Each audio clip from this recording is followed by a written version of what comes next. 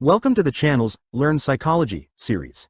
To study psychological disorders, it is important to know the classifications of disorders. Let's take a look. Classification of psychological disorders. Psychological disorders are grouped into various classes based on shared characteristics. Diagnostic and Statistical Manual of Mental Disorders. The American Psychiatric Association, APA, publishes the Diagnostic and Statistical Manual of Mental Disorders, DSM, currently in its 5th edition, DSM-5. This manual presents clinical criteria for diagnosing the presence or absence of disorders. International Classification of Diseases.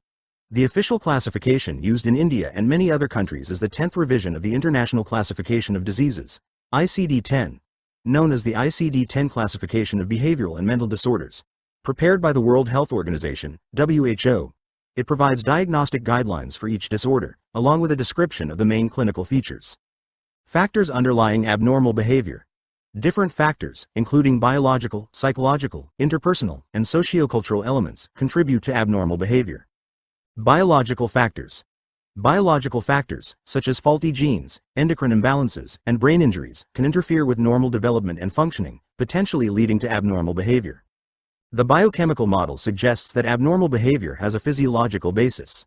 Problems with neurotransmitter activity, such as low GABA activity in anxiety disorders, excessive dopamine in schizophrenia, or low serotonin in depression, have been linked to mental disorders.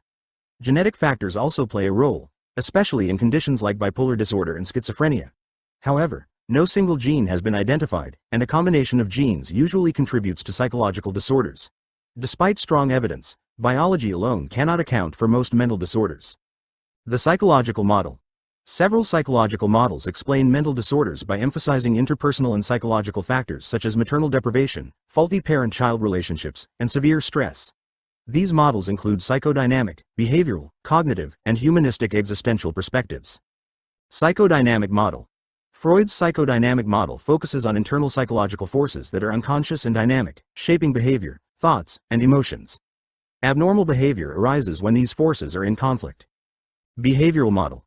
The behavioral model focuses on learned behaviors and suggests that maladaptive behaviors can be unlearned through techniques like classical conditioning, operant conditioning, and social learning. Cognitive model. The cognitive model argues that abnormal functioning stems from irrational and illogical thinking, where individuals may overgeneralize and hold inaccurate assumptions about themselves. Humanistic-Existential model. Humanists believe in a natural drive for self-actualization, while existentialists emphasize personal responsibility and the freedom to give life meaning. Avoiding responsibility can lead to inauthentic and dysfunctional lives. Socio-cultural model.